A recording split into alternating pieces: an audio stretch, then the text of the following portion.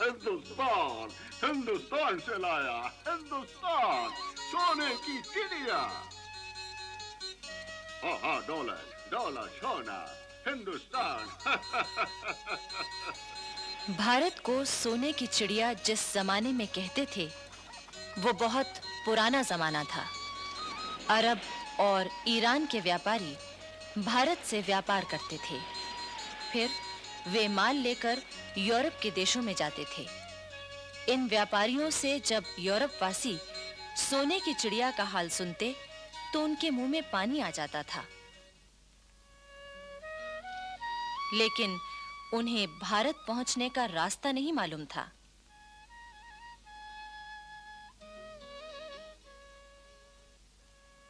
आखिर एक दिन कोलंबस नामक यात्री भारत की खोज के लिए निकला, लेकिन अफसोस, उसने पश्चिम का रास्ता पकड़ लिया और वो जा पहुंचा अमेरिका। बस लगभग इन्हीं दिनों पुर्तगाल से भी एक यात्री सोने की चिड़िया खोजने चला था। 22 मई 1498 को उसका जहाज मालाबार तट पर कालीकट पहुंचा।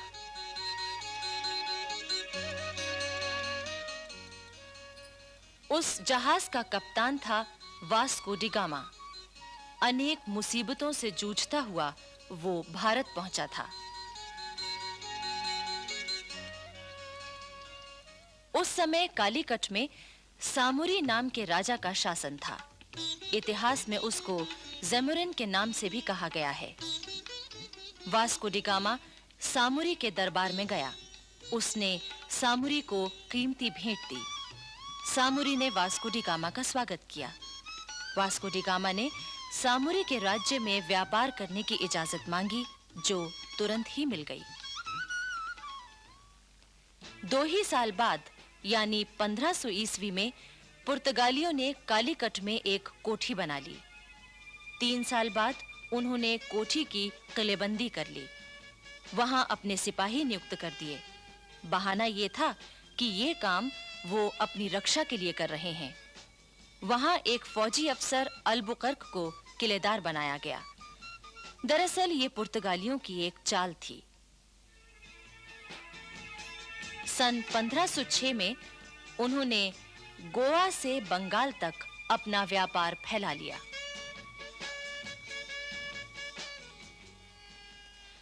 सत्रहवीं शताब्दी के प्रारंभ में हेक्टर नामक एक जहाज अंग्रेज व्यापारियों को लेकर भारत की ओर बढ़ने लगा।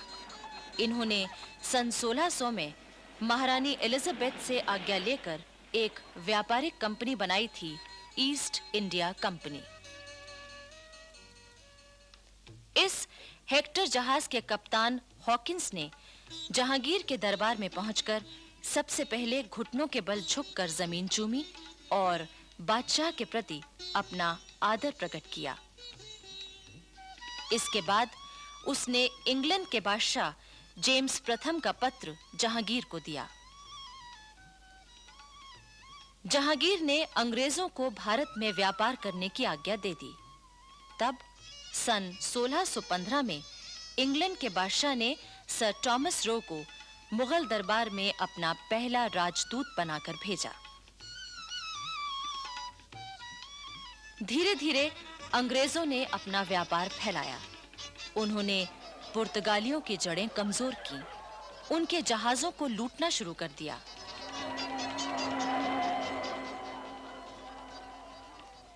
औरंगजेब के समय में तो उन्होंने कोठियां भी कायम कर लीं और अपनी हिफाजत के लिए किलेबंदी भी कर ली। इसी बीच भारत में फ्रांसीसी भी आए। उन्होंने भी अपना व्यापार फैलाया और जड़ें जमानी शुरू कर दी। उस समय उनका मुखिया था दुमास। औरंगजेब की मृत्यु के बाद मराठों ने कर्नाटक पर हमला किया। फ्रांसीसी कंपनी के मुखिया ने अपने सिपाहियों के जरिए कर्नाटक के नवाब की मदद की। मराठे हार गए। कर्नाटक और दिल्ली के बादशाह दोनों ने खुश होकर दुमास को नवाब की उपाधि दे दी। 2000 सवारों का सेनापति भी बना दिया। सन 1741 में दुमास की जगह डुप्ले नामक फ्रांसीसी कंपनी का हाकिम बन गया। ये बहुत चतुर सेनापति था। दरअसल डुप्ले पहला यूरोपवासी था जिसके मन में भारत में यूरोपीय साम्राज्य कायम करने की बात आई। डुप्ले ने उस समय के भारत की दो कमजोरियों का फायदा उठाया। एक तो ये कि यहाँ के देशी राजा नवाब आपस में लड़ रहे थे। दूसरे ये कि उस समय राष्ट्रीयता की भावना लोग भूल गए थे। डुप्ले ने इसी फूट का फायदा उठाया। अंग्रेजों ने भी इस नीति का फायदा उठाया। उन्होंने न सिर्फ फ्रांसीसियों को कमजोर किया बल्कि देशी राजाओं को लड़ाने और फिर उनमें से किसी एक की मदद करने की नीति अपनाई। बाद में उस मदद लेने वाले राजा को भी उन्होंने अपने प्रभाव में ले लिया। अब देखिए बंगाल में क्या हुआ। ये बात है 1755 की। उस समय बंगाल में नवाब अलीवर्दी खां का शासन था। अंग्रेजों ने अमीचंद नामक व्यापारी से मिलकर बंगाल पर हमला करने की तैयारी की, लेकिन बंगाल के शासक अलीवर्दी खां ने उनकी एक भी चाल न चलने दी। लेकिन अलीवर्दी खां बूढ़ा हो चुका था। उसने एक दिन अपने नवासे सिराजुद्दौला को अपने पास बुलाया।